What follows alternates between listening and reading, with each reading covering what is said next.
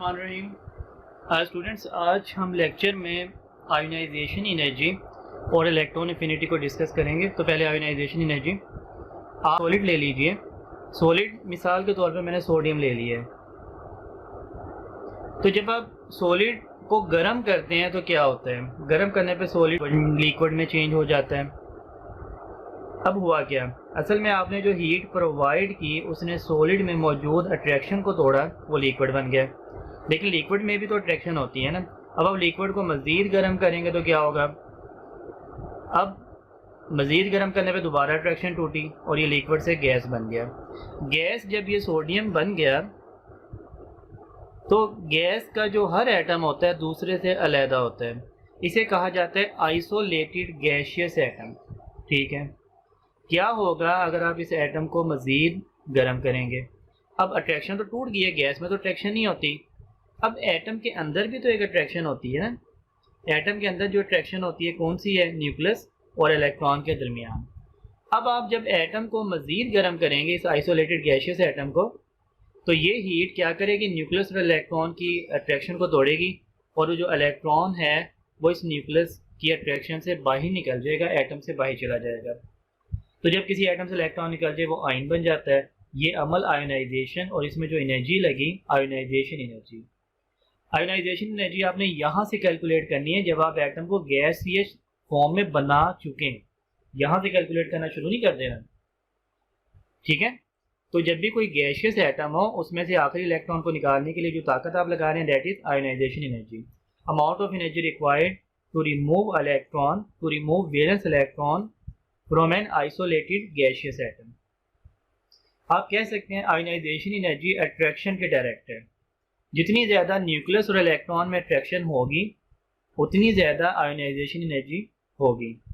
अगर nucleus electron को कम खींच रहा होता, मिसाल के तौर पर ये यहाँ पे इलेक्ट्रॉन है और न्यूक्लियस इसे खींच नहीं पा रहा, कम अट्रैक्शन है, आप कम पावर लगाएंगे इलेक्ट्रॉन बाहर चला जाएगा। तो अट्रैक्शन कम, आयोनाइजेशन एनर्जी भी कम।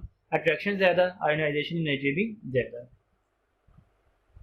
आयोनाइजेशन एनर्जी 3 किस्म की होती है, बल्कि कई किस्म की हो सकती है, first, second, third and so on. किसी भी एटम से पहला इलेक्ट्रॉन निकालने के लिए Mg से एक इलेक्ट्रॉन निकाल के Mg प्लस बना दिया, इसकी वैल्यू है 738 किलो जॉल पर मोल, इसका यूनिट होता है। किसी भी एटम से पहला इलेक्ट्रॉन निकालने के लिए जो एनर्जी चाहिए, फर्स्ट आयोनाइजेशन एनर्जी। किसी भी आयन से जब वो आयन बन चुके यूनी पॉजिटिव, दूसरा इलेक्ट्रॉन निकालने के लिए Mg2 प्लस बनाना चाहते हैं, एक और इलेक्ट्रॉन निकाल दिया, ये सेकंड आयोनाइजेशन एनर्जी।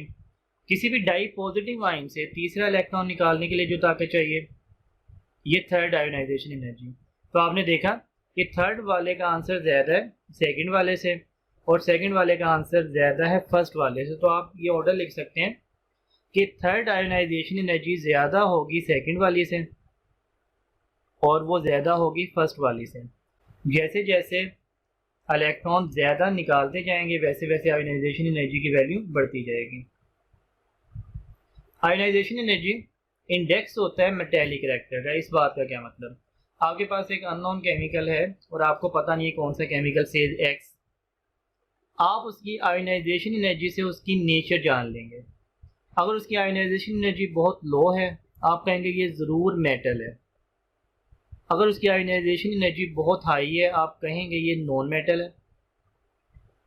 और अगर उसकी आयोनाइजेशन एनर्जी इंटरमीडिएट या मीडियम है तो वो आप कहेंगे मेटोलाइड या सेमी मेटल है। तो किसी भी अननोन केमिकल की आयोनाइजेशन एनर्जी का मुआवजा करके आप जान सकते हैं मेटल है, नॉन मेटल है या सेमी मेटल है। आयोनाइजेशन एनर्जी से ही आप वैलेंसी ऑफ एटम भी फाइंड आउट कर सकते हैं कि कौन से एटम की क्या वैलेंसी है। कैसे, आपको उसकी आयोनाइजेशन एनर्जी की वैल्यूज अगर गिवन दी जाए तो आप जान सकते हैं कि वो कितने इलेक्ट्रॉन आसानी से रिमूव करता है। Magnesium, first ionisation energy 738, second ionisation energy 1450 and third ionisation energy 7730। हम जानना चाहते हैं मैग्नीशियम की वैलेंसी क्या होती है। तो पहली आयोनाइजेशन एनर्जी 738, सेकंड वाली पहली से ज़्यादा होनी चाहिए, ऑलमोस्ट डबल के करीब हो जाती है, कोई इशू नहीं है। ये ऑलमोस्ट इसका डबल है, कोई इशू नहीं है। तो थर्ड वाली सेकंड के डबल हो जानी चाहिए थी, 28 के करीब, 100। ये 7700 हो गई है, बहुत ज़्यादा बढ़ी है। इसके डबल की बजाय कई गुना बढ़ गई है। जब भी आयोनाइजेशन एनर्जी कई गुना बढ़ते देखें, उससे पहले ब्रेक लगा दें। ठीक है, फर्स्ट और सेकंड में क्या गैप था, डबल थी तकरीबन, ठीक है। सेकंड थर्ड में गैप बहुत बड़ा था, जब गैप बहुत बड़ा नजर आए उससे पहले ब्रेक लगा दें। इसका मतलब मैग्नीशियम 2+ तक इलेक्ट्रॉन देगा, इससे ज़्यादा देना बहुत मुश्किल है। तो आप कह सकते हैं मैग्नीशियम की वैलेंसी है 2+। ठीक है, तो आप किसी भी एटम की वैलेंसी निकाल सकते हैं। इसी एग्जांपल को दोबारा यहाँ पे देखें, sodium first ionisation energy 496, Na+ बना दिया। Second ionisation energy 4562, near about ये वैल्यू में वेरिएशन आती है, 4000 से ऊपर ही है। तो कहाँ 496, कहाँ उसकी डबल हो जानी चाहिए थी, 10 गुना ज़्यादा बढ़ गई है। इसका मतलब यहाँ से पहले ब्रेक लगा दें, बहुत बड़ा गैप है। तो सोडियम की वैलेंसी 1+ होती है, एक इलेक्ट्रॉन ही देता है। एल्यूमिनियम की एग्जांपल देखते हैं। एल्यूमिनियम फर्स्ट आयोनाइजेशन एनर्जी 578, ठीक है। सेकंड आयोनाइजेशन एनर्जी 1820, तो ऑलमोस्ट डबल से थोड़ी सी ज़्यादा है, तो कोई इशू नहीं, नॉर्मल है। थर्ड आयोनाइजेशन एनर्जी 2750, ठीक है, इसके मुकाबले में डबल से भी कम है, नॉर्मल है। जब आप फोर्थ आयोनाइजेशन एनर्जी पर आए, आपने देखा क्या हुआ, 2700 से ये 11000 बन गई है, बहुत बड़ा गैप है, बहुत बड़ा गैप है। इसका मतलब फोर्थ वाली से पहले ब्रेक लगा दें। ठीक है, जब आपने फोर्थ वाली से पहले ब्रेक लगा दी, Al3+, एल्यूमिनियम 3+ ही बनाएगा, इसकी वैलेंसी 3+ है। ठीक हो गया। तो आयोनाइजेशन एनर्जी में जहां बहुत बड़ा गैप नजर है, उससे पहले आपने रोक देना है और आपको वैलेंसी का अंदाजा हो जाएगा। स्टूडेंट अब इसके देखिएगा आयोनाइजेशन एनर्जी के फैक्टर्स। आयोनाइजेशन एनर्जी डायरेक्ट है न्यूक्लियर चार्ज के। न्यूक्लियस की जो पावर आखिरी इलेक्ट्रॉन तक पहुंच रही है, वो न्यूक्लियर चार्ज कहलाता है। ये एटॉमिक नंबर नहीं है, एटॉमिक नंबर ना इसे समझिएगा। न्यूक्लियर चार्ज, न्यूक्लियस की पावर जो आखिरी इलेक्ट्रॉन तक पहुंच रही है। इसे बाज़ बुक्स में इफ़ेक्टिव न्यूक्लियर चार्ज भी लिखा जाता है, दोनों का सेम ही मतलब होता है, इफ़ेक्टिव न्यूक्लियर चार्ज या न्यूक्लियर चार्ज एक ही बात है। एटॉमिक साइज़ के इन्वर्स है, एटम का साइज़ बड़ा होगा, आयोनाइजेशन एनर्जी कम हो जाएगी। शील्डिंग इफेक्ट के इन्वर्स है, शील्डिंग इफेक्ट ज़्यादा होगा, आयोनाइजेशन एनर्जी कम हो जाएगी। नेचर ऑफ सबशेल पे कैसे डिपेंड करती है, एस की आयोनाइजेशन एनर्जी ज़्यादा पी से, पी की ज़्यादा डी से, डी की ज़्यादा एफ से, अगर आप इनका नंबर सेम रखें। मिसाल के तौर पे यहाँ 4, यहाँ 4, यहाँ 4, यहाँ 4, तो जब सब शेल का नंबर सेम रखें तो एस की हमेशा ज़्यादा, फिर पी, फिर डी, फिर F. Ionisation energy periodic table में अलोंग अ पीरियड, ये जब भी आप पीरियड की बात करेंगे ना, तो लेफ़्ट से राइट ही बात करेंगे। Along a period from left to right, इसकी वैल्यू आयोनाइजेशन एनर्जी की इंक्रीज़ करती है।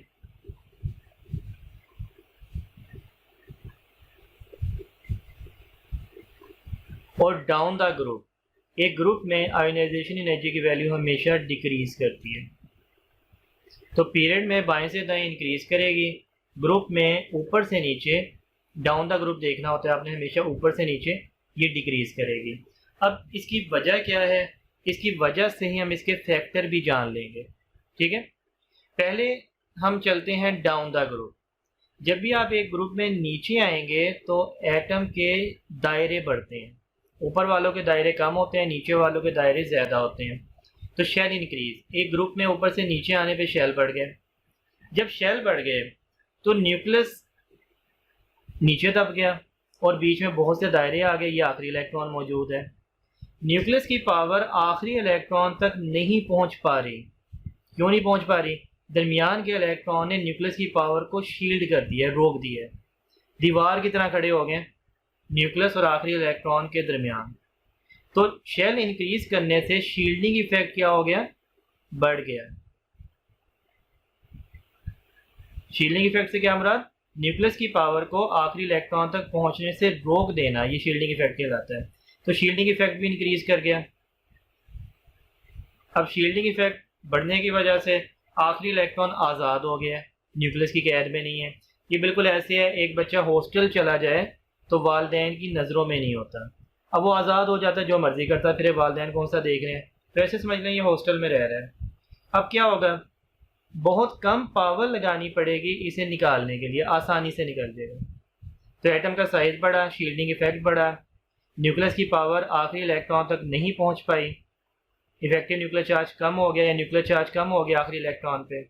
तो अब इलेक्ट्रॉन आसानी से निकल जाएगा। आसानी से निकलने का क्या मतलब, आसानी से निकल गया, इसका मतलब आपको कम पावर लगानी पड़ी।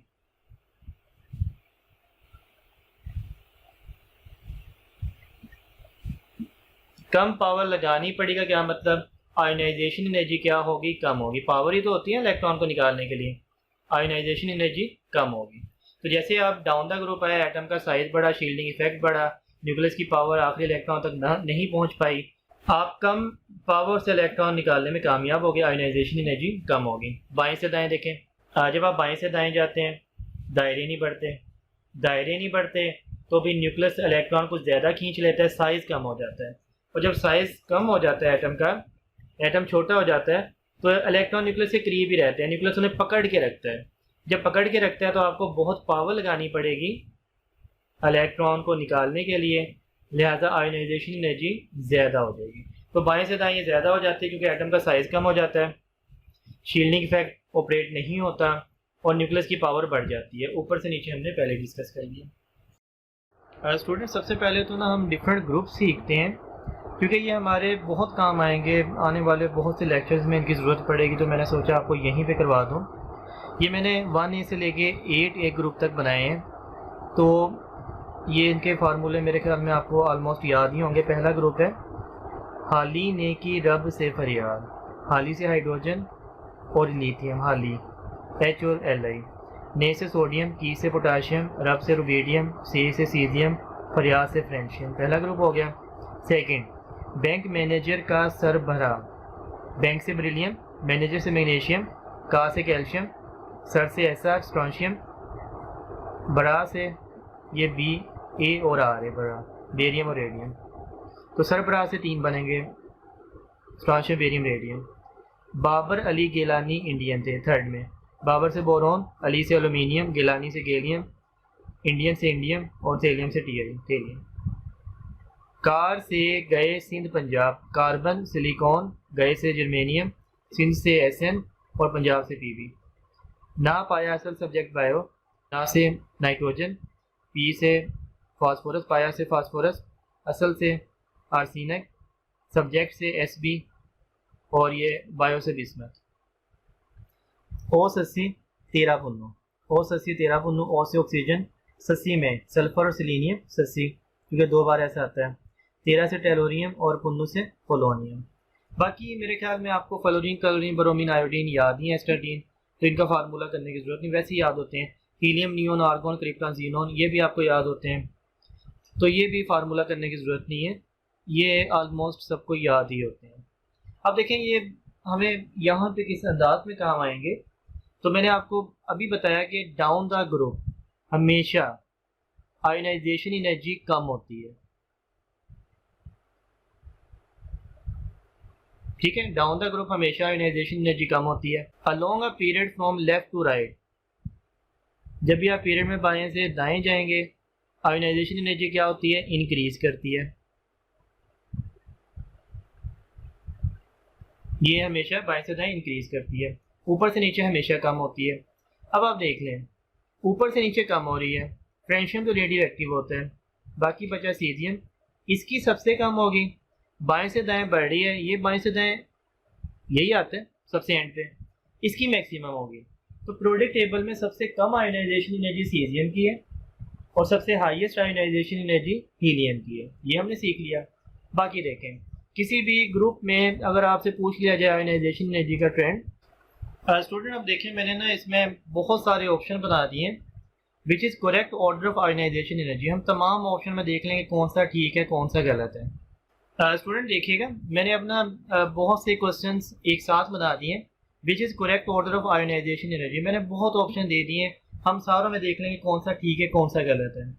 तो आपने सबसे पहले तो ये देखना है कि down the group ionisation energy हमेशा कम होगी, अलोंग अ पीरियड ये हमेशा बढ़ेगी पीरियड के, तो बाद में एग्जांपल देखेंगे, पहले देखें। सोडियम की आयोनाइजेशन एनर्जी ज़्यादा है लिथियम से। अब आप देखें डाउन द ग्रुप ये कम होती है, कम होती है, इससे क्या मुराद है, आप इसे एक फर्जी वैल्यू दे दिया करें 1 2 3 4 5 इस अंदाज में, क्योंकि नीचे वाले की कम होगी ना, ऊपर वाले की ज़्यादा। इसका मतलब लिथियम की ज़्यादा है, सोडियम की कम है। यहाँ क्या लिखा है, सोडियम की ज़्यादा लिथियम की कम। ये हमारा पहला ही रॉन्ग हो गया, ठीक है। दूसरा देखें, सीजियम की ज़्यादा लिथियम से, सीजियम नीचे कम है, लिथियम की ज़्यादा है, नीचे वाले की कम होती है ना, हमने फर्जी वैल्यू दे दी है, तो इससे आपको अंदाज़ा हो जाएगा इसकी कम इसकी ज़्यादा। ये भी गलत हो गया। बोरोन की ज़्यादा इंडियम से। अब देखें बोरोन ये रहा, इंडियम ये रहा, तो नीचे वाले की क्या होती है, नीचे वालों की कम होती है वैल्यू, ऊपर वालों की ज़्यादा होती है। तो बोरोन की ज़्यादा होनी चाहिए इंडियम से, बिल्कुल ठीक है, क्योंकि बोरोन ऊपर है, इंडियम नीचे, नीचे वालों की कम होती है। नाइट्रोजन और बिस्मथ में कंपैरिजन देखें, नाइट्रोजन ये रहा, बिस्मथ ये रहा, नीचे वालों की कम होती है, नाइट्रोजन की ज़्यादा होनी चाहिए, बिल्कुल ठीक है। बोरोमीन की फ्लोरीन से ज़्यादा, तो देखें बोरोमीन ये रहा, फ्लोरीन ऊपर, नीचे वालों की कम होनी चाहिए, ये रॉन्ग हो गया, फ्लोरीन की ज़्यादा होनी चाहिए, ब्रोमीन की कम होनी चाहिए। हीलियम और जीनोन को देखें, हीलियम ऊपर है, जीनोन नीचे है, नीचे वाले की क्या होनी चाहिए, कम होनी चाहिए, तो हीलियम की ज़्यादा, बिल्कुल ठीक है। सल्फ़र टेलोरियम को देखें, सल्फ़र कहाँ है, ऊपर है, टेलोरियम कहाँ है, नीचे, तो नीचे वाले की कम, ऊपर वाले की ज़्यादा, सल्फ़र की ज़्यादा, बिल्कुल ठीक है। सिलिकॉन और लेड को देखें, सिलिकॉन ऊपर है, लेड नीचे है, नीचे वाले की क्या होनी चाहिए, कम, ऊपर वाले की ज़्यादा, सिलिकॉन की ज़्यादा, नीचे वाले की कम, ठीक है। फ्लोरीन आयोडीन को देखें, फ्लोरीन की ज़्यादा होनी चाहिए, आयोडीन की कम, तो बाकी फ्लोरीन की ज़्यादा, आयोडीन की कम। तो आपने देखा किस अंदाज में आपने ये गैस करना है कि आयोनाइजेशन एनर्जी किसकी ज़्यादा है किसकी कम। आपने डाउन द ग्रुप देखना है, जो नीचे होगा उसकी कम, जो ऊपर होगा उसकी ज़्यादा। आप नीचे वाले को कोई फर्जी वैल्यू दे के भी ये गैस कर सकते हैं, आपको अंदाज़ा हो जाएगा लिथियम की ज़्यादा इसकी कम, सोडियम की ज़्यादा इसकी कम। तो कोई भी कंपैरिजन ग्रुप में आ जाए आपने इसे ऐसे ही देखना है। लेकिन बाज़ ग्रुप में चंद मामूली से एक्सेप्शन है, जैसे इस वाले ग्रुप में नज़र आएगा, इस वाले ग्रुप में वैल्यूज़ अगर आप देखें, लेकिन आपने वो एक्सेप्शन नहीं देखने, नहीं देखने, नहीं देखने। क्यों नहीं देखने, हमारे कोर्स में नहीं है। वो इतने मामूली एक्सेप्शन है ग्रुप वाले कि आपने वो नहीं करने हैं, आपने यही ट्रेंड फॉलो करना है। अगर आप एक्सेप्शन देखना शुरू करेंगे तो फिर आपके तो सारे ये कॉन्सेप्ट नहीं बनेंगे जो मैं आपको बना रहा हूँ। हाँ, पीरियड में जब हम डिस्कस करेंगे तो वहाँ पे एक्सेप्शन आपने लाजमी याद रखने हैं, वो मैं आपको अभी बताता हूँ। स्टूडेंट अब ट्रेंड देखते हैं अलोंग अ पीरियड। तो अब प्रोडक्ट टेबल में पीरियड में बाएं से दाएं आयोनाइजेशन एनर्जी की वैल्यू बढ़ती है। आपको 3 पीरियड पहले याद करने हैं। पहला पीरियड हाइड्रोजन और हीलियम 2 ही एलिमेंट होते हैं। इसका है सेंटेंस हाई हेलो, हाई से हाइड्रोजन, हेलो से हीलियम, बात ही ख़त्म हो गई। तो पहला पीरियड तो सिर्फ 2 एलिमेंट पर मुश्तमिल आपने याद कर लिया। दूसरा पीरियड ये भी अब आपने याद करना है, little Betty became Charlie number 1 friend and neighbour. Little से Li लिथियम, बेटी से Be beryllium, became boron, Charlie से कार्बन, नंबर से नाइट्रोजन, 1 से ऑक्सीजन, फ्रेंड से फ्लोरीन और नेबर से नियॉन। थर्ड पीरियड भी आपने याद करना है, naughty Maggie always sing perfect song climbing around. Naughty से सोडियम, मैगी से मैग्नीशियम, ऑलवेज से एल्यूमिनियम, सिंग से सिलिकॉन, परफेक्ट से फास्फोरस, सॉन्ग से सल्फर, क्लाइंबिंग से क्लोरीन, अराउंड से ऑर्गन। ठीक हो गया। तो ये बहुत ज़रूरी है आयोनाइजेशन एनर्जी पे ग्रिप बनाने के लिए। आपको पहले 3 पीरियड लाजमी आने चाहिए, ठीक है। अब देखें, जब आप पीरियड बना लेंगे तो अब हम इनके ग्रुप नंबर लिख देते हैं। ये पहला ग्रुप है 1A, ये सेकंड ग्रुप है सेकंड है, थर्ड है 4A, 5A, 6A, 7A and 8A। Ionisation energy बाएं से दाएं क्या होती है, बढ़ती है, लेकिन रास्ते में 2 जगह रुकावट आएगी, तीसरे ग्रुप में और छठे ग्रुप में। ये मैंने सर्कल कर लिया, हाईलाइट कर लिया। ये 2 ग्रुप इस बात को नहीं मानेंगे, बाएं से दाएं हमेशा बढ़ेगी, लेकिन थर्ड में और 6 में रुकावट है।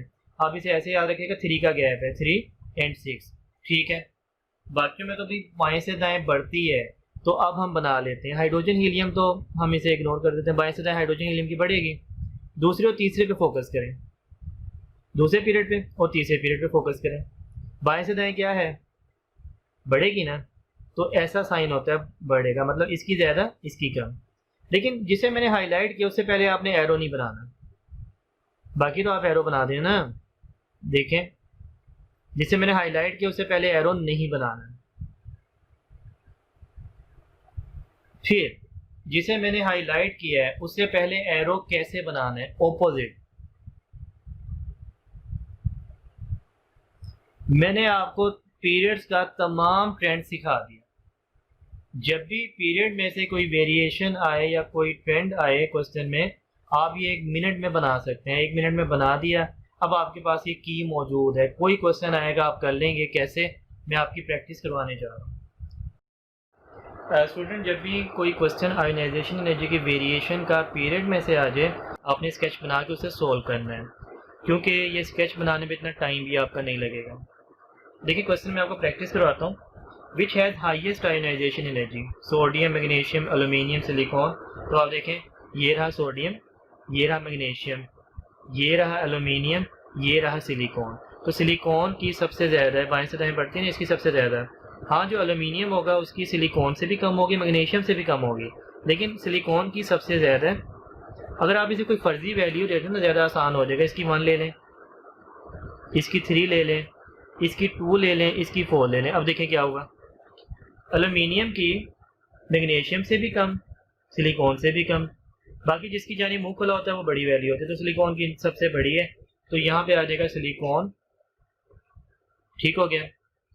Correct order of ionisation energy, Mg less than Al। यहाँ पे देखें क्या है, Mg ग्रेटर देन Al, गलत हो गया।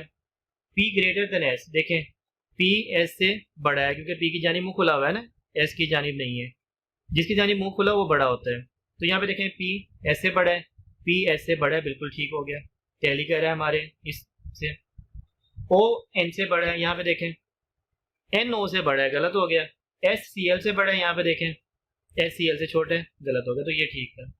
विच has highest ionisation energy, nitrogen, boron, oxygen, lithium. तो देख लेते हैं अभी। बोरोन ये रहा, इसके बाद फिर कार्बन, फिर नाइट्रोजन, फिर ऑक्सीजन। तो आप देखें लिथियम की तो बहुत कम है ना, लिथियम तो इस कैटेगरी से चला गया। अब नाइट्रोजन है और ऑक्सीजन, इनका मुकाबला है नाइट्रोजन और ऑक्सीजन का। बोरोन भी इस कैटेगरी से चला गया, वो भी लेफ्ट साइड पे। आप देखें नाइट्रोजन की वैल्यू ऑक्सीजन से ज़्यादा है ना, लेकिन नाइट्रोजन की जानी मुंह खुला हुआ है ऑक्सीजन वाले और नाइट्रोजन वाले में, तो नाइट्रोजन बड़ा है ऑक्सीजन से भी। इसका आंसर आ जाएगा नाइट्रोजन। दोबारा देखें, बोरोन लेफ्ट साइड पे था, इसके बाद तो नाइट्रोजन आएगा, फिर ऑक्सीजन। तो बोरोन तो कम है, लिथियम भी कम है, बाकी ये दो साथ साथ है। इसमें ऑक्सीजन कम है, नाइट्रोजन ज्यादा है। One of the following exhibit normal trend of ionisation energy, किसकी आयोनाइजेशन एनर्जी नॉर्मल है। अब देखें अब नॉर्मल है किनकी, अब नॉर्मल थर्ड वालों की है, बोरोन, एल्यूमिनियम या ऑक्सीजन, सल्फर। तो एल्यूमिनियम की अब नॉर्मल, ऑक्सीजन की अब नॉर्मल, सल्फर की अब नॉर्मल, बाकी क्या बचा, phosphorus. Highest ionisation energy shown by transition element, halogen, noble gases, alkali metal. सबसे लास्ट में ये आते हैं ना, इनकी हाईएस्ट होती है, तो यहाँ पे आ जाएगा नोबल गैसेज। स्टूडेंट ये क्वेश्चन देखिए, पिक करेक्ट ऑर्डर। मैंने बहुत सारे ऑप्शन दे दिए हैं, हम इसमें से गेस करेंगे कौन सा ठीक है और कौन सा ठीक नहीं है। लेकिन उससे पहले भी आपको वो बनाना पड़ेगा जो मैंने यहाँ पे दोबारा बनाना है, ताकि आपको अगर पहले कोई कंफ्यूजन है तो क्लियर हो जाए। आपने सबसे पहले पीरियड बनाना है second, little, Betty, became, Charlie, number 1, friend and neighbour. फिर आपने बनाना है third period, naughty, Maggie, always, sing, perfect, song, climbing, around. ठीक हो गया, तो इसमें इतना टाइम नहीं लगेगा। अब आपने हाईलाइट करना है थर्ड वाले बोरोन, एल्यूमिनियम को, और 6 वाले ऑक्सीजन, सल्फर को। बाकियों में आपने ट्रेंड कैसे बनाना है, इंक्रीजिंग, बाएं से दाएं बढ़ती है, सब में बना लें, लेकिन इनसे पहले कुछ नहीं बनाना जिन्हें मैंने हाईलाइट कर दिया। अब जिन्हें मैंने हाईलाइट किया है उनका आपने रिवर्स कर देना है इस अंदाज में। ये हमारा स्केच दोबारा बन गया। अब हम बड़ी आसानी से टैली कर लेंगे। ये सबसे मुश्किल टाइप के क्वेश्चन है जो कभी बन सकते हैं, इनसे मुश्किल ही बन सकते हैं। अमूमन 2 का ऑर्डर पूछा जाता है, मैंने 4 का बना दिया है। अगर आपको ये आ गया तो फिर आपको कोई क्वेश्चन आपका गलत नहीं होगा, ये मैं आपको गारंटी दे रहा हूँ। देखें, N A greater than M G greater than A L greater than S I, यहाँ पे क्या हिसाब है? N A less than M G, पहली बात ही गलत होगी। एम जी ग्रेटर है एन ए से, यहाँ पे N A greater M G से, गलत हो गया। यहाँ पे देखें, N A less than M G, N A less than M G, M G greater than A L, M G greater than A L less than S I, A L less than S I. ये बिल्कुल वैसा ही बन रहा है जैसे हमने ऊपर बनाया हुआ है, ये बिल्कुल ठीक है। थर्ड देखें, L I greater than B E, L I less than B E, बात ही गलत हो गई। 4, एन है greater than O, N greater than O, यहाँ तक बात ठीक होगी। O greater than F, O less than F, ये गलत हो गया।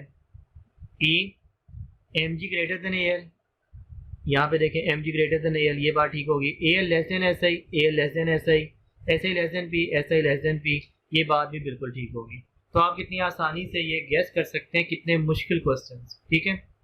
अब मैं आपको सेकंड ईयर का एक ग्राफ बता रहा हूँ जो कि आयोनाइजेशन एनर्जी से रिलेटेड है।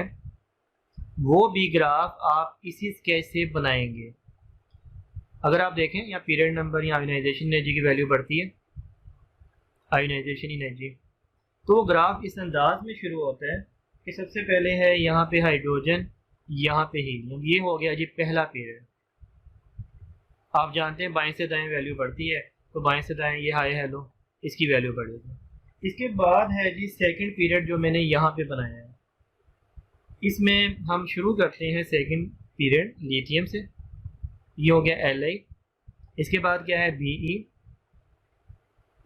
जिन्हें मैंने हाईलाइट किया है इन्हें आपने एकदम नीचे बनाना है, थोड़ा सा नीचे करके, क्योंकि इनकी वैल्यू थोड़ी सी कम हो जाती है बाकियों से, यही तो एक्सेप्शन है। फिर आप देखें, फिर सी आया,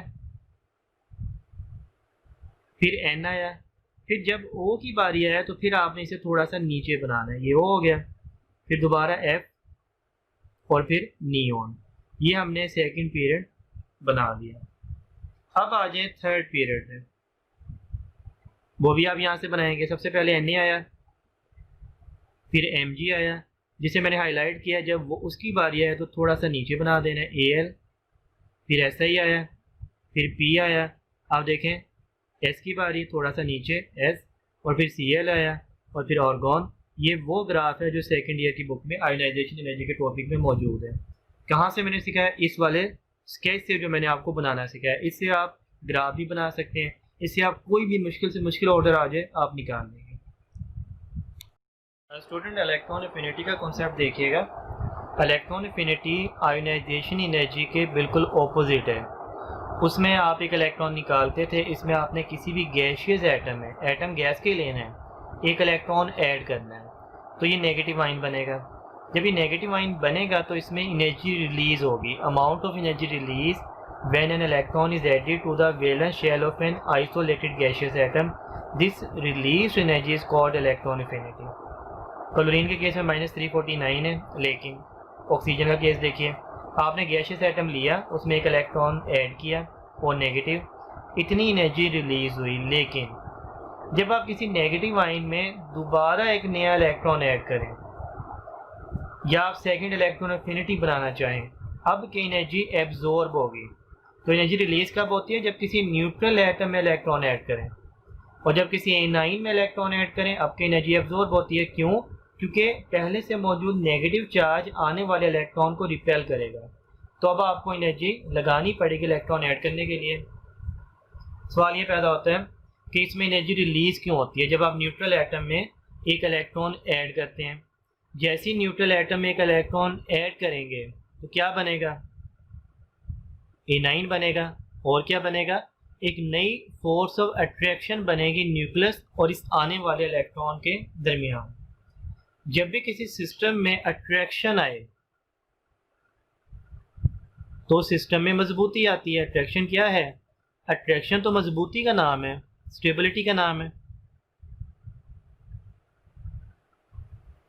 और जिस सिस्टम में स्टेबिलिटी आ जाए उसकी एनर्जी कम हो जाती है। जो सिस्टम स्टेबल है उसकी एनर्जी हमेशा कम होती है। मिसाल के तौर पर मैं आपको मिसाल देता हूँ, बूढ़ा, एक बूढ़ा शख्स है तो क्या होता है, एनर्जी कम होती है, उसकी ताकत ही नहीं होती, तो स्टेबिलिटी ज़्यादा होती है। एक बूढ़े को जहाँ बिठाएं पूरा दिन बैठा रहेगा, तो स्टेबिलिटी क्या है, ज़्यादा है।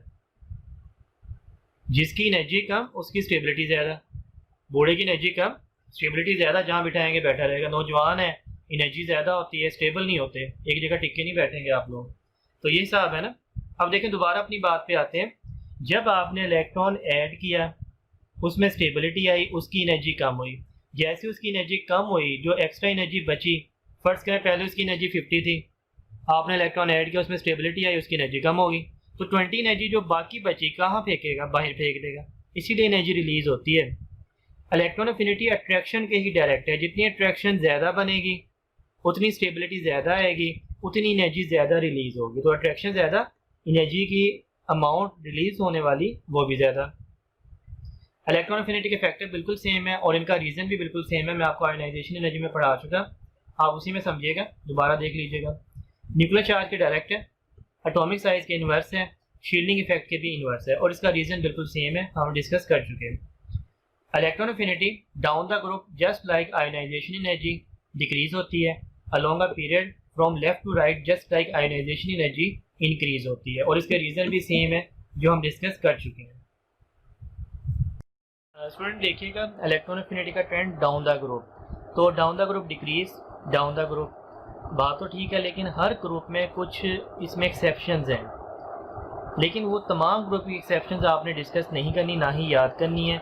लेकिन दो ग्रुप की एक्सेप्शंस आपने लाजमी याद करनी है, 6 ग्रुप में और 7 ग्रुप में। 6 ग्रुप में ऑक्सीजन, सल्फर, सेलेनियम, टेलोरियम, तो होना ये चाहिए था डिक्रीज डाउन द ग्रुप, नीचे वाले की वैल्यू कम होती, ऊपर वाले की ज़्यादा होती। मैंने फर्जी वैल्यू बना दी है डिक्रीज डाउन द ग्रुप ताकि हमारे माइंड में रहे। इस लिहाज से क्या ट्रेंड होना चाहिए था, ऑक्सीजन की इलेक्ट्रॉन अफिनिटी सबसे ज़्यादा, फिर सल्फ़र की, फिर सेलेनियम की और फिर टेलोरियम की। लेकिन ये वाला ट्रेंड नहीं है, हमारे जनरल रूल के मुताबिक ये नहीं है। फिर है क्या, असल में ये ऐसे होता है कि सल्फ़र की इलेक्ट्रॉन अफिनिटी ज़्यादा सेलेनियम से, ये बात ठीक है बिल्कुल, सेलेनियम से, और सेलेनियम की ज़्यादा टेलोरियम से, लेकिन ऑक्सीजन की इन तमाम से कम। तो ये एक्सेप्शन है, ऑक्सीजन तमाम से कम इलेक्ट्रॉन अफिनिटी रखता है। यही एक्सेप्शन आप फ्लोरीन, क्लोरीन में देखेंगे तो डाउन द ग्रुप डिक्रीज होती है, इसकी कम होनी चाहिए, इसकी ज़्यादा होनी चाहिए।